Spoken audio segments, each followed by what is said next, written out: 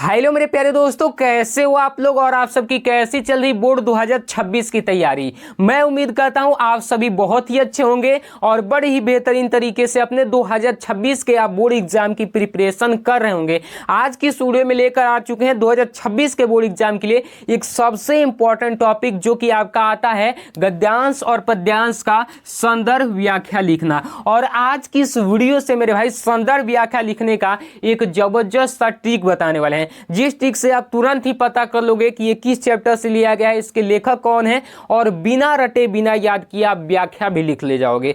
तो आज की इस वीडियो में पूरा ट्रिक बताएंगे और इस वीडियो से तुम्हारा 2026 के बोर्ड एग्जाम में 10 नंबर, एकदम 10 नंबर ऐसे लेके बगली में रख लो, मतलब 10 नंबर फिक्स हो जाएगा। तो चलो बिना देर किए वीडियो को स्टार्ट करते हैं और इस वीडियो में इन दोनों का संदर्भ व्याख्या लिखना सीखते हैं। तो चलो स्टार्ट कर देते हैं। तो चलो यहाँ पर हमने दो पेपर ले लिया, इसमें आपको गद्यांश बताऊंगा और इस वाले में पद्यांश वाला बताऊंगा। सबसे पहले इस पेपर में देखो, यहाँ पर मैं तुम्हें दिखा देता हूँ कि कैसे किस तरीके से पूछा गया है। तो सबसे पहले देखो यहाँ पर खंड ब में जो कि वर्णनात्मक प्रश्न पूछा गया है, इसमें कह रहा है कि निम्नलिखित में से किसी एक गद्यांश पर आधारित प्रश्नों के उत्तर दीजिए। यहाँ पर 6 नंबर का पूछा गया है। ये गद्यांश आप अच्छे से पढ़ो कि कुसंग का ज्वर सबसे भयानक होता है। यह केवल नीति और सद्बुद्धि का ही नाश नहीं करता बल्कि बुद्धि का भी क्षय करता है। किसी युवा पुरुष की संगति यदि बुरी होगी तो वह उसके पैरों में बंधी चक्की के समान होगी, जो उसे दिन प्रतिदिन अवनत के गड्ढे में गिराती जाएगी, और यदि अच्छी होगी तो सहारा देने वाली बाहु के समान होगी, जो उसे निरंतर उन्नत की ओर ले जाएगी। तो इस तरीके से इसको आपको पढ़ लेना है। पढ़ने के बाद क्वेश्चन पूछ रहा है कि उपयुक्त गद्यांश का संदर्भ लिखिए, रेखांकित अंश की व्याख्या कीजिए और कुसंग की तुलना किससे की गई है ये बताना है। तो चलो सबसे पहले हम बताते हैं कि आपको संदर्भ कैसे लिखना है। तो संदर्भ लिखने से पहले आप इसको चैप्टर के बारे में जानो कि ये किस चैप्टर से लिया गया और इसके लेखक कौन है। तो देखो चैप्टर के बारे में कैसे जानोगे कि किस चैप्टर से लिया गया है। तो यहाँ पर कुसंग आ रहा है कि नहीं आ रहा है, यहाँ पर संगति आ रहा है। इसका मतलब क्या पता चल रहा है कि ये मित्रता वाले चैप्टर से लिया गया है। और आप जानते ही हो कि मित्रता पाठ के लेखक कौन है, आचार्य रामचंद्र शुक्ल जी हैं। तो बस ये चीज़ मालूम हो गया तो आप संदर्भ बड़ी आसान तरीके से लिख लोगे। तो देखो हम यहाँ पर पहले वाले में पूछ रहा था ना, सबसे पहले प्रश्नोत्तर जो वाला है, जैसे देखो प्रश्नोत्तर जो वाला है उसको यहाँ पर लिखेंगे प्रश्नोत्तर 1 है तो 1 बना देंगे इस तरीके से। ठीक, अब देखो प्रश्नोत्तर 1 में हम क्या कर रहे हैं, गद्यांश का पहला वाला कर रहे हैं। तो यहाँ पर फर्स्ट वाले में क्या लिखेंगे, संदर्भ लिखेंगे। संदर्भ लिख रहे हैं तो संदर्भ। अब संदर्भ में क्या लिखेंगे, तो चैप्टर का नाम और लेखक का नाम पता हो गया तो संदर्भ लिखना काफ़ी ज़्यादा आसान हो गया। देखो कैसे लिखेंगे कि प्रस्तुत गद्यांश, यानी कि ये जो आपका गद्यांश दिया गया है इस गद्यांश का बारे में। तो प्रस्तुत गद्यांश हमारी पाठ्य पुस्तक आपकी कौन सी पाठ्य पुस्तक है, तो भाई साहब हिंदी ही ना है, तो हिंदी यहाँ पर लिखेंगे हिंदी। ठीक है, हिंदी, और हिंदी को ब्लैक पेन से लिखेंगे। हिंदी के किस पाठ से लिया गया है, तो मैंने आपको पहले ही बता दिया कि मित्रता पाठ से लिया गया है। तो यहाँ पर लिखेंगे मित्रता पाठ से लिया गया है। ठीक है, लिया गया है। और इसके लेखक कौन है, लिखेंगे इसके लेखक हैं आचार्य रामचंद्र शुक्ल जी। तो इनके बारे में भी लिख देंगे, आचार्य रामचंद्र शुक्ल जी हैं।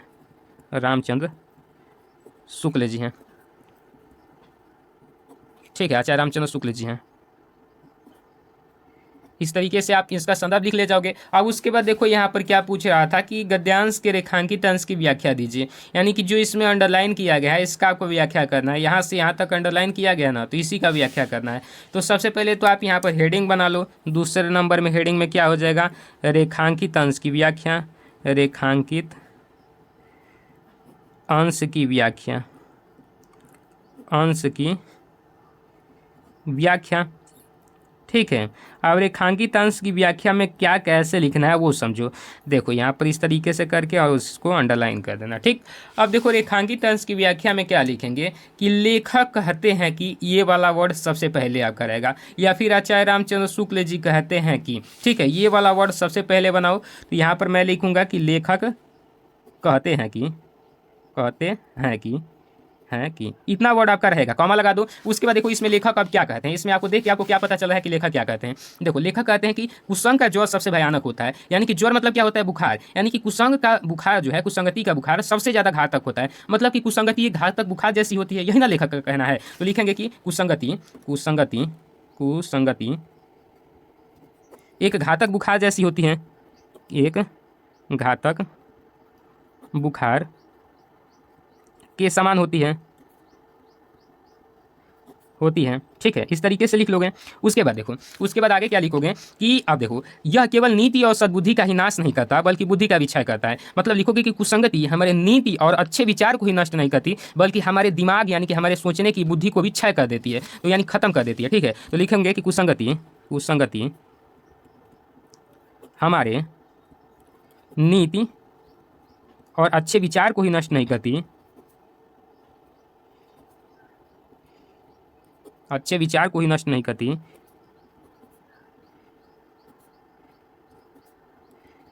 बल्कि हमारे सोचने समझने की या फिर बुद्धि को भी खत्म कर देती है।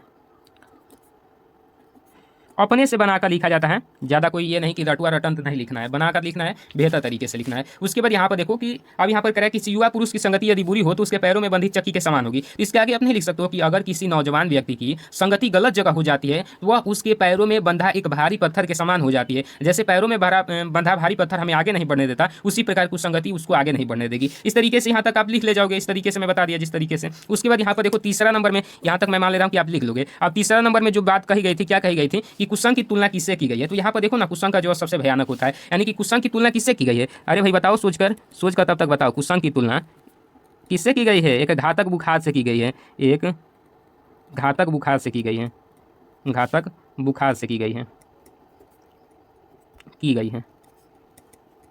ठीक हो गया आपका गद्यांश समाप्त। अब चलो हम देख लेते हैं पद्यांश। पद्यांश को कैसे लिखना है, कैसे करना है। गद्यांश वाले को हम क्या कहते हैं, साइड में कर देते हैं, ठीक है। अब पद्यांश वाले को देख लो, पद्यांश वाला देखो कैसे करना है। यहाँ पर देखो एक और अथवा करके भी गद्यांश दिया गया है, तो इसको भी आप कर सकते हो। बताओ ये किस चैप्टर से लिया गया और इसके राइटर कौन है, ठीक है, बता दो कमेंट में। अब देखो यहाँ पर अगला चैप्टर जो कि पद्यांश आ जाता है, चैप्टर नहीं पद्यांश 6 नंबर का। उधो मन भय न 10-20 एक हूँ तो सो गए श्याम संग को आराधे इस इंद्र शिथिल भई के सौ बिन जो देहु बिन शीस आशा लगी रही तन श्वासा जीवही कोटि बरिस तुम तो सखा श्याम सुंदर के सकल जो के इस सुर हमारे नंद नंदन बिनु को नहीं जगदीश।